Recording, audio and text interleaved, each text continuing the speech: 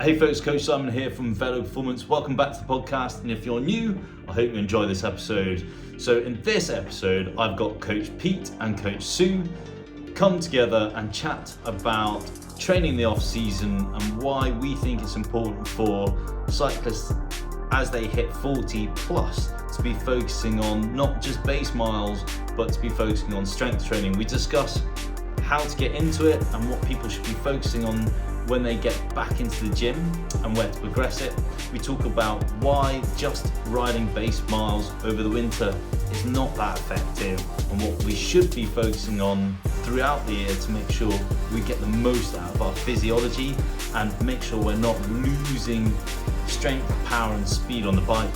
And we talk about nutrition. So without further ado, let's get into it. Hey Pete and Sue, really cool to have you on the podcast. I know we've been talking about this for a while, so we're going to try and make this a regular thing. So look, let's not mess around. Let's jump into it. The whole point of this podcast is to talk about what people are doing in the so-called off-season, the winter months, and why we think fractionally differently to maybe other coaching practices out there, and maybe the old school where people say, look, we should just be doing base miles. And, you know, so on the YouTube channel, yesterday, I put a post out, or my video that I put about what I'm doing in training. I got someone right underneath and said, shouldn't we just be doing base miles at this time of year? So you guys and everybody who follows us will know that our focus isn't just riding slow and steady over the winter. We focus on strength, and we also are making sure that we're tapping into a certain part of our physiology throughout the whole of the year to make sure we never really lose it.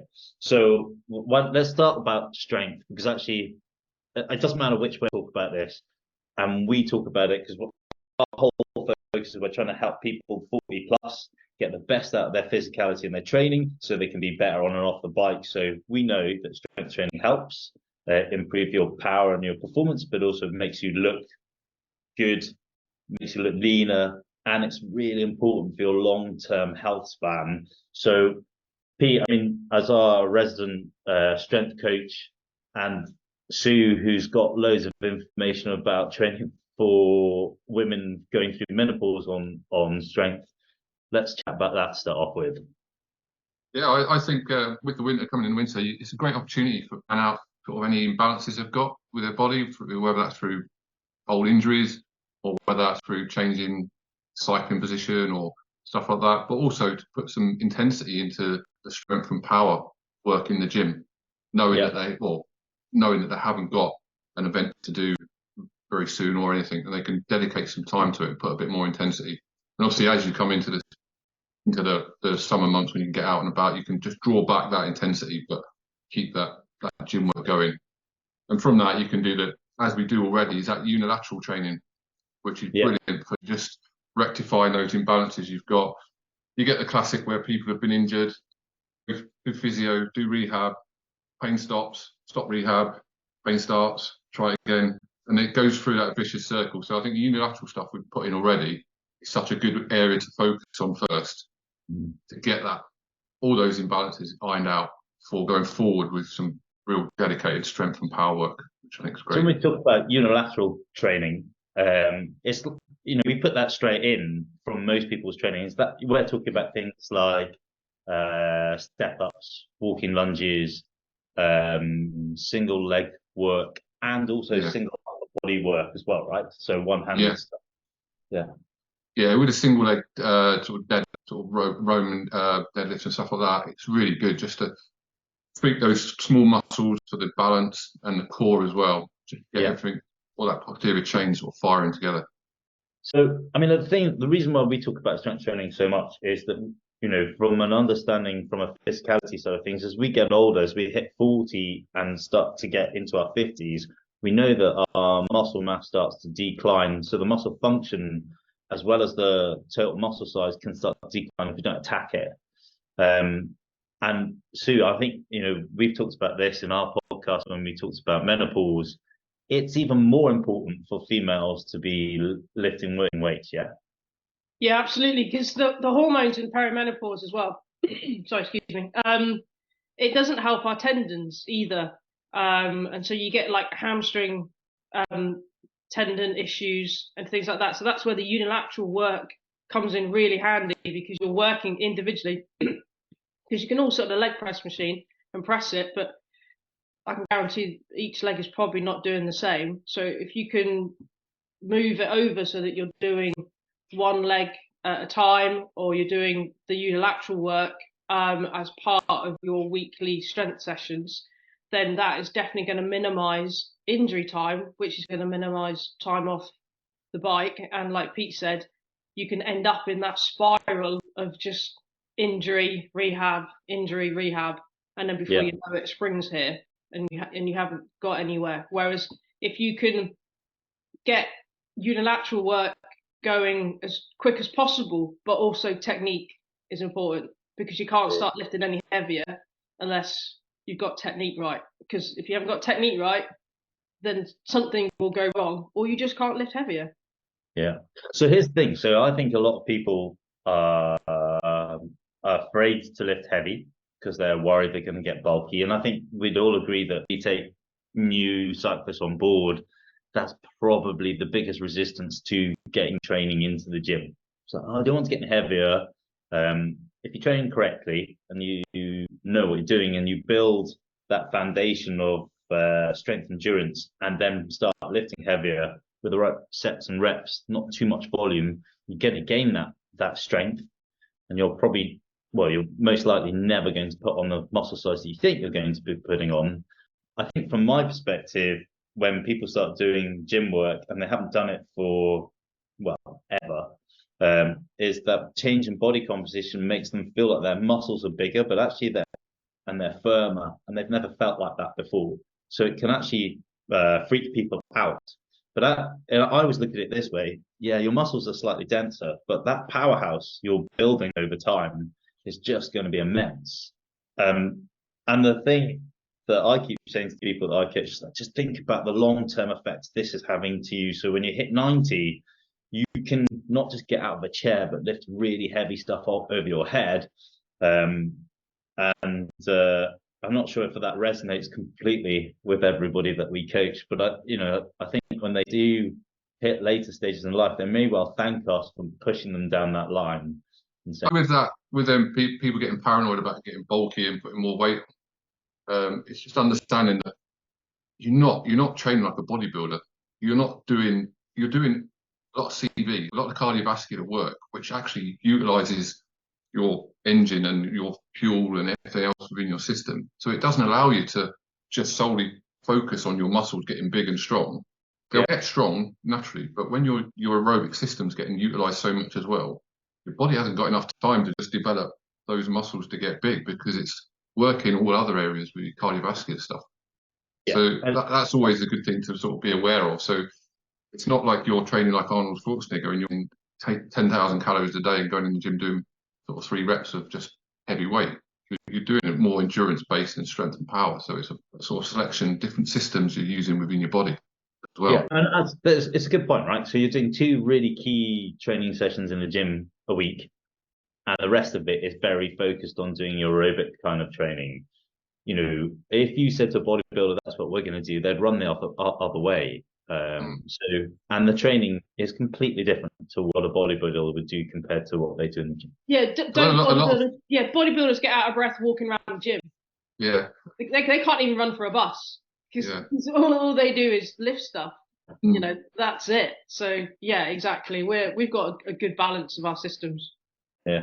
And going on to what Sue was saying earlier, where people need to train properly so they don't get injured in the process of trying to recover from their injury. If, like I did with one of mine on the 8 week, is put them in like an adaptive phase in the gym when they first started. If they've never been in the gym before, or not been in for years, put them in like a 2 week adaptive phase on all the exercises we're expecting them to do, whether it's unilateral strength or power, to get used to doing it at a light weight, even own body weight, and then building up so they're confident, but also, as you said, they've got the correct routine and correct sort of lifting pattern, whether that's push pull and everything else, and technique. And then once they've gained that confidence and they're happy that they're doing it correctly and not actually aggravating their injuries or getting injured, we can then progress them onto that strength work, push them through. It's such a good way of looking at it. If someone's new back into it, you need to sort of fold them into training where they don't walk out of their first gym session feeling like they're absolutely broken and can't sit on a loo. Yeah, so when I was 25, I used to bench this. Let's go and do it again. Oh no, come back. I'm broken for 2 weeks. You have to be careful. But yeah, it's about bringing back the. We want a routine for life, don't we? Yeah. We want them to be able to be confident, not only to be able to step in a gym at any point for the rest of the year. What if you're 50 and you're going to go to 90? You've still got 40 years. So if you can keep a good routine by going to the gym twice a week for the rest of your life, then that's it. You've got to start somewhere. So if that's a 6-week adaptive body weight, moving on to dumbbell phase in the gym, what's 6 weeks out of 40 years? Nothing really, is it? So it's just. And as you get older, as you were saying about losing that muscle wastage, as you naturally get over 40, your bone density gets less as well, especially doing a lot of repetition stuff like cycling and that. So the strength and power stuff helps that. So you don't trip over when you're sort of 60 or 70 and have brittle bones almost, and you break a leg or something. You're a bit more robust on those later years as well. This is the thing. So Sue touched on it. It's like, for perimenopausal and menopausal women, it's super important to do strength training because it's good for their bone density. And actually, just from a general perspective as a cyclist, if you have a crash and you've never done a lot of load-bearing work, and all you do is ride a bike, then your bone density is probably pretty poor. Whereas if you're hitting the gym on a regular basis, you'll start to make that very strong. So you're more bounce because you've got more muscle that's going to help you bounce when you hit the ground. But also you'd hope that your bone density is more structurally sound than a crunchy bar. So this is why I think it's so important for us to be focusing on it. And the other thing, Sue, you just touched on this as well, is that it's not just a winter thing we should be focusing on. We should be maintaining it all the way through the year. And what we do changes, as in how we do it and when we do it, but that focus should be there to try and maintain as much strength as we can throughout the year. So when we hit the gym back into what people term as a season, they haven't lost so much strength that they're starting back at square one again. They're actually starting from maybe square 7, and they can really start rebuilding. So they're always gaining over time. It's an interesting thing. But also another excuse that you can hear quite a lot is, if I go to the gym, I'm too tired to do what I need to do on the bike. But we all know that with a good routine, and the way that you lay your training out means that doesn't happen. But also a good thing about going to the gym is that you have more protein because you sort your nutrition out. Because you're like, well, I have protein because I've got to give my muscles something. Otherwise, I've just wasted my time being in the gym. So you sort your nutrition routine out, so you get more protein, so you recover better. So then you can go onto the bike with a good program, and you don't have that effect. And then when the bike needs to become more specific, you just switch from the gym to doing more bike sessions, but you're still going to the gym at least twice a week. Yeah, and this is the difference between just ripping a plan off some internet site and then coming to speak to people like us who understand how we fold this in properly to make sure that you are getting the best out of everything in your off, but also as you go into your events, you're ready for it. You're strong, you're fit, you're fast, but you're maintaining everything. So you're not always stop starting, which is what we see people do all the time. And then they complain that they've got too old and they feel it all the time, etc., etc. It's like, the reason why you do that is you just don't have proper structure. Yeah, because you've seen a lot of people when they come out of winter, when they, like as you said, the so-called off season, where they've done a lot of strength and conditioning, strength and power. They come into the season sort of April time, and then they stop.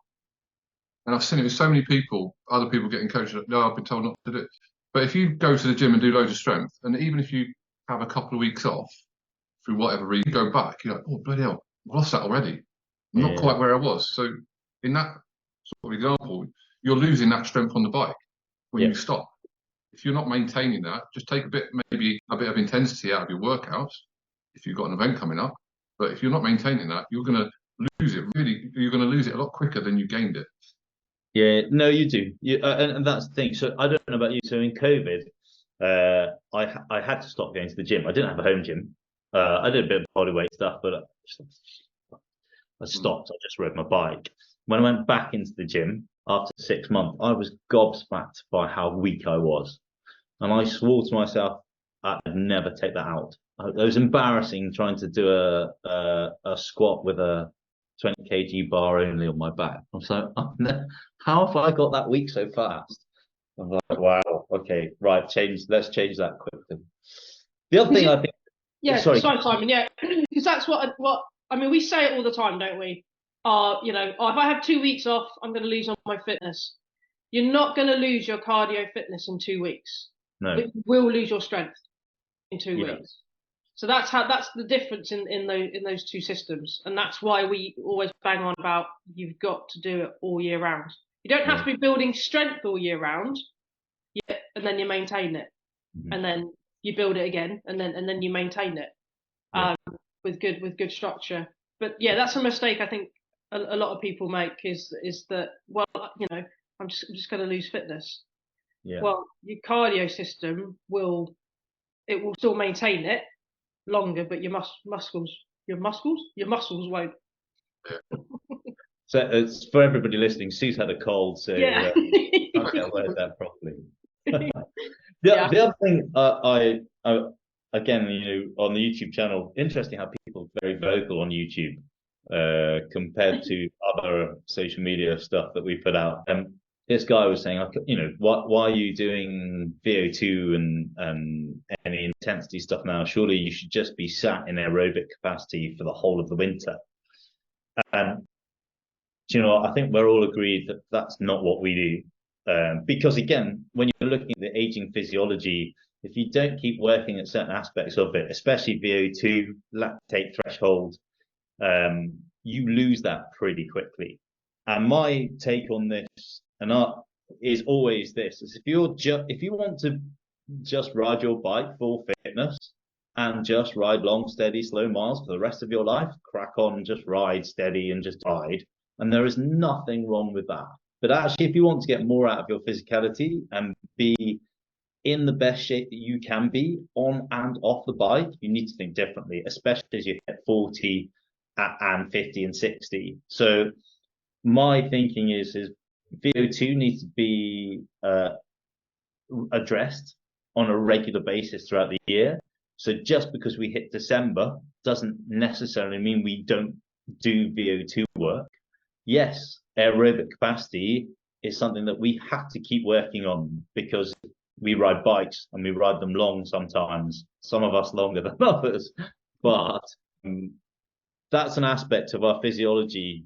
Aerobic capacity is one aspect of it, but to raise your aerobic ceiling doesn't necessarily always mean that you have to ride aerobically everywhere. You can do it in different ways. And remember, and I think the thing to get across here is just that your muscle function, quality, capacity, all that sort of stuff declines over time. And if you're not training it in a way that you're fighting back at that, then you're losing it pretty quickly. So yeah, this guy was like, so why are you doing this right now? And you know, why would you do any sprint work, etc.? It's like, well, look, you know, I want to have that physicality to be able to hang tough with people.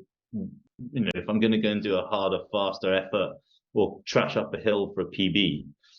What are your thoughts on this? What sort of resistance do you get to that from people either online or maybe new people coming in that you work with?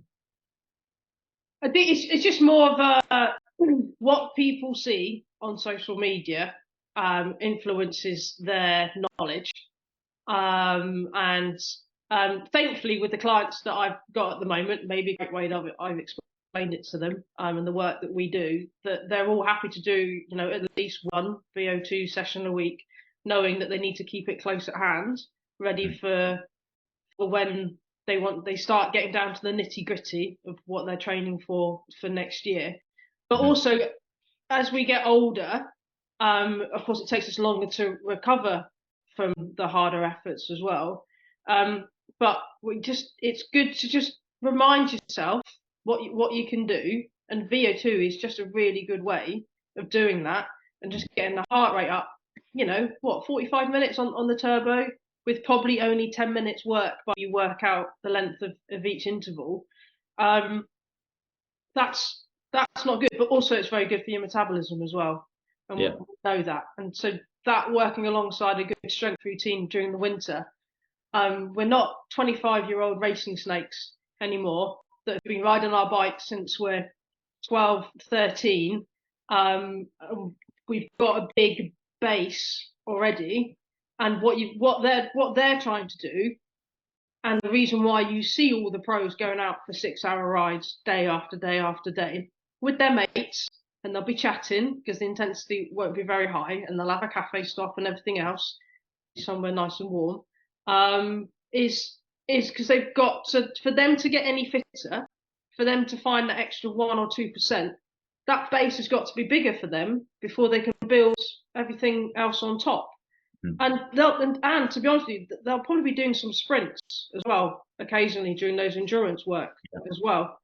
But they don't tell you that on social media. It's all about I've just done a 6-hour endurance ride, but they might not tell you the 10, 20-second sprints that they've done in it. Two things to spring to mind there is first off, these guys are professionals, right? So they have the time to be able to do all of that. Also, they're younger, so they don't have, you could argue, the same aerobic pool as maybe a 50-year-old has, who's been riding a bike for a very long time, because it's that compounding effect over time. And I'll always bring it back to this. It's like having sensible blocks of VO2. Now, bear in mind, anybody listening says, well, they do VO2 every week. I'm like, no, we don't do that. We have sensible blocks of that placed throughout the year to make sure we tap into it and constantly revisiting it and growing it and making sure we're holding on to it for as much as we possibly can. But, this is the thing. So our physiology is different from a 20-year-old physiology. So they have all this power and raw strength, etc., that we lose if we don't keep revisiting it and pushing at it. And that's again why we do what we do. And as you said, it's just that time as well. That's their full-time job, so they can afford to do that 24/7. That's all they've got to worry about. So for us, with a day job and obviously over 40 is a family, probably a mature family in a lot of cases, you need to maximise the time you have got, and by doing like a 45-minute to an hour session where you're only working for 10-15 minutes, the benefits you're going to get out of that later on down the line, it's immeasurable really for the time you've got available. Brilliant. And through the different phases of tempo, threshold and VO2, it's only going to get fitter and stronger. Yeah. Which is why, again, we say, when people say, I just ride long and steady, it's like, well, I don't have the time to do that every day, Monday to Sunday. So in the time that I do have, how do I raise my aerobic ceiling and improve the functionality of my muscles and my ability to shuttle lactate, etc., which we should be focusing on as we get older, because that all changes. It becomes tougher, and because we take longer to recover from it, we need to plan it in a way that we're going to get the most out of it. So when we hit our event, we're fit, strong, and we've got to do what we want to do. So much to unpack on that front. We talked a bit about nutrition, and this is the thing. I think before we even started going on air, we were chit-chatting about carbohydrates and people blood glucose monitors, and also we won't say about the guest that we've secured for the podcast. I'll talk about that later. I'm so excited. I'm excited. I'm excited because she'll be so cool to talk about. But I think with the general trends right now, and I've seen this because I've been doing this for a while, you see it talk about sugar, carbohydrates, insulin, and now with the massive focus on blood glucose monitors, there's a lot of conversation and chat about carbohydrates, etc., and people being scared about them. And we were saying that, you know, it's still that thing that I see with the people that I coach. They're frightened of carbs. They don't eat them as much as they should do to be able to power their performance. What are you guys noticing? That people still massively undereat when they go out on the long. They don't understand the calories that they're burning. I think is possibly the main thing, and also in the back of their head. Again, a cultural thing. Western culture is that we use exercise to lose weight. It's not necessary. We don't necessarily exercise for performance. Which that's where I think the mindset needs switching, basically. Yeah. So that's such a good conversation in itself. It's like, I hear that, and it's, I did that extra because I wanted, and I did it fasted because I wanted to lose weight. It's such a cultural thing, right? So the rhetoric in a lot of long distance, not just cycling but running, is that the more fasted training that you do, the more body fat you burn and the lighter you'll become. And I think it's difficult and also slightly worrying that people still think this way. You read up on it on a regular basis, and you know that the only way really to lose weight is what you eat. Your body composition and how you control that comes down to calories and in your macronutrients that you eat. But also importantly, in terms of powering your performance, is important on terms of carbohydrate. And a lot of people you find, and I found it with the multidisciplinary runners and the cyclists, is when they're coming to that last sort of 20 minutes of their run or ride, and normally you'd be like, right, go now. They're like, I don't matter now, I'm finishing. But you're fueling to recover as well, not just fueling for the ride you're doing or the run you're doing. It's all about the recovery. Or the other side is they go out for an hour and a half, 2 hour run or ride, don't take anything with them, and then they're wiped out for 2 days because they've just had nothing in their body, and their body's just gone into almost like shut for recovery, and they've just wiped 2 of their training blocks out because of the simple fact they didn't eat properly, didn't have a proper breakfast, and they didn't eat on the bike. So this is something at Velo we hammer home on a regular basis. I'm sure they're all bored to tears with it, but if we can make people really think about what they're eating within their training to power their training and also their recovery, again, if you look at anything that we've written, you, me, and Sue, and we just keep saying our conversation is the same: eat well, eat for performance. If you're trying to change body composition, you have to do that, especially when you're in pain blocks. You have to do that gradually, and the way to do that is on a minimal calorie deficit, thinking about the long term, but making sure that you're eating for performance and for health. That's the other thing. And it always worries me when you speak to other people who aren't coached, and they talk about what they're doing in their training. A classic example, there's a guy that's local to me. We went riding in the summer, and he doesn't believe in eating on the bike, or at least not too much. And he bombed horrendously 3 hours into the ride. We had an hour to get home, and he genuinely looked at me and the other guy that were riding with him, saying, "I don't understand what went wrong." We were like, "Yeah, we do." Yeah. I think I know you're on about. A classic as well is that they're like, "Oh, we're going to go out for a 3 hour club group ride or whatever." You have your breakfast. The ride is slightly faster than you think it's going to be. But you're like, well, we're going to stop in 2 hours at the cafe.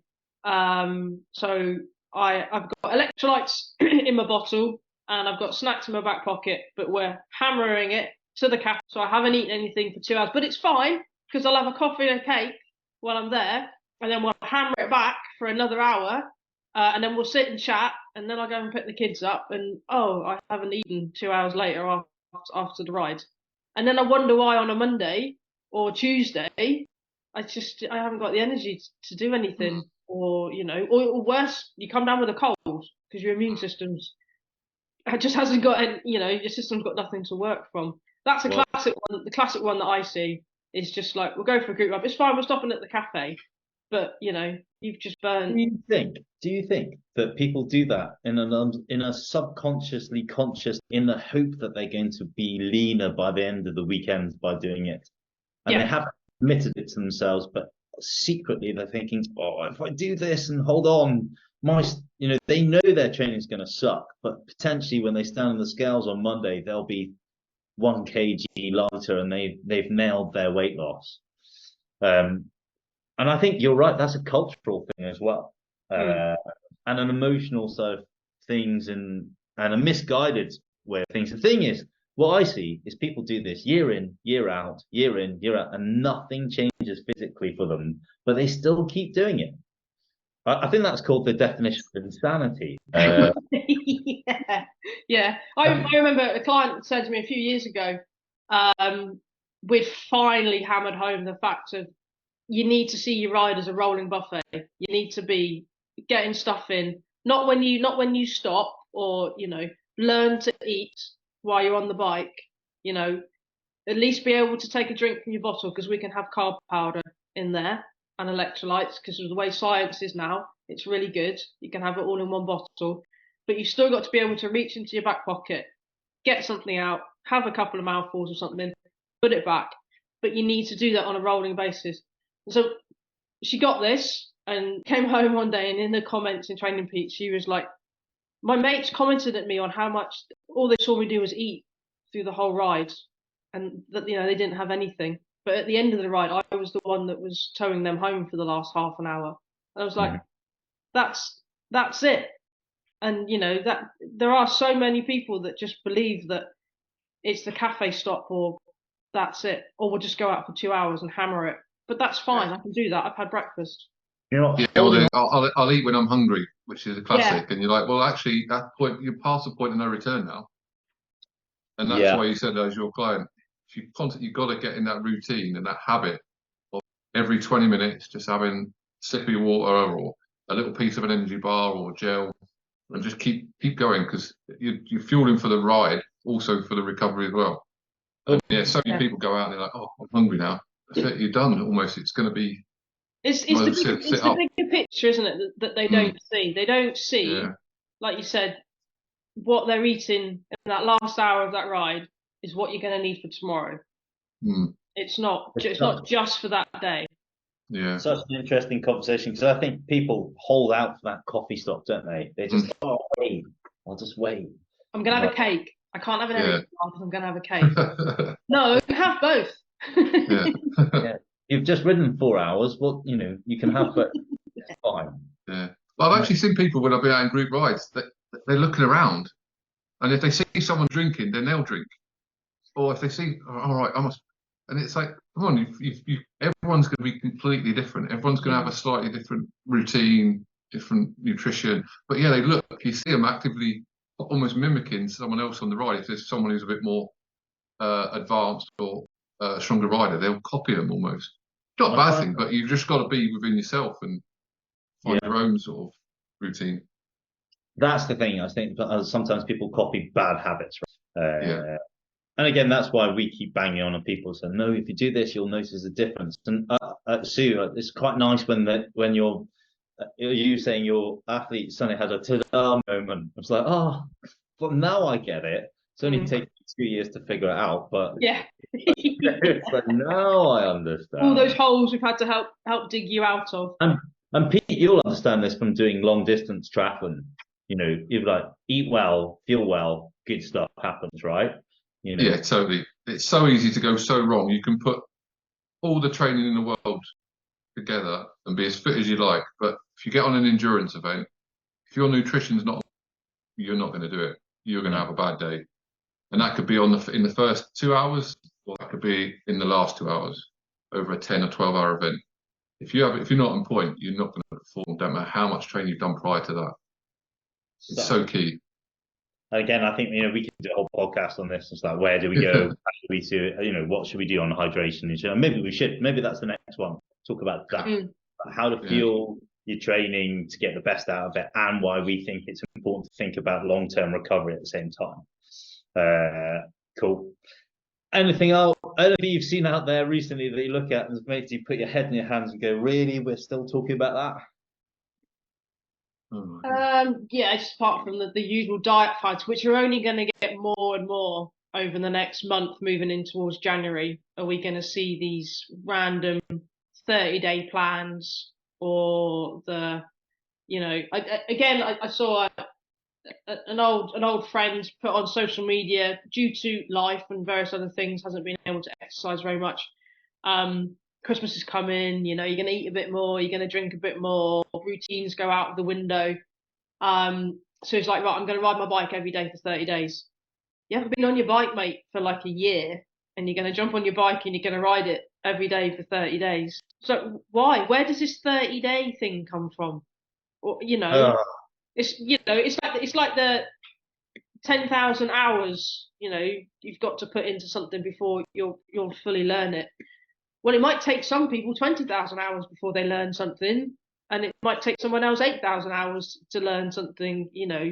Why do we have to put these numbers on things? 30-day plan.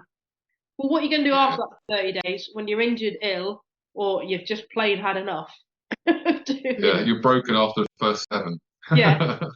Look, this is why we do weeks, build weeks, deload weeks, build weeks, because we realise that the recovery is just as important. And you're right, loads of people over December, I can guarantee you in January, you'll see loads of people doing it. I'm going to run every day for the next 30 days, which is a classic way to break yourself. Yeah. Gyms will be full. Yeah, that's a good point. People are going to start doing some strange things in January, aren't they? It's just like head and hand moments. And also, I think I don't even want to go down the nutrition side of things. It's like hence the reason why we've got, I'll say her name, Renee, and to help us out, because I think that'll be a reach out to her about those sort of things too. Cool. Well, look, thanks for coming on. We should do more of these, and it is, having you guys on board is wicked, because look, the education that the people are having here at Velo is massive, not just from a training perspective, but from a well-being stroke, mental, sort of emotional understanding about themselves at the same time. So Sue's, you're super instrumental in starting to grow that. We're really looking down that road right now, which is great. What we're doing I think will really help people get an understanding about themselves, and get the best from their training. And I think that mindset stuff is just going to grow over time, which is cool. The whole point of what we do at Velo is not just about training. It's about helping you understand yourself and get the most out of yourself here, on and off the bike, which is cool. So thank you, because like Pete's post today, brilliant, and your post about stop, start, continue. Like loads of people message me and go, I love this is really cool. Message me, said this added bonus of the other coaches is just genius. So yeah, it's brilliant. More to come on that front for sure. Sweet. Look, thanks for coming. I won't keep you any longer. And let's do this again, but next time let's talk about nutrition. I hope you enjoyed that podcast. Really good to have Pete and Sue on board the podcast to talk about training. We're going to do more of these, which is exciting. Now look, do me a favor, if you've enjoyed this podcast, if you've listened to our podcast before and you've liked these, please give us a review on iTunes, and if you're watching this on YouTube, hit like, hit subscribe, and maybe leave us a comment underneath, because it helps with the algorithm. I've said in the past, I'm not trying to be a YouTuber, I'm not trying to be a podcaster, but let's face it, we put this out to try and help people as they hit 40, going into their 50s and 60s, get the best out of their training and the nutrition so they can remain strong and still stay fast and powerful on their bikes. So the more this channel grows, the more we can help more people. So By sharing this, it helps us grow this channel, and hopefully we can get it bigger and invite bigger guests into the podcast on the vlogcast to speak to them about how to get even fitter and faster as you get older. Again, thanks for watching and listening, and I'll be back next month.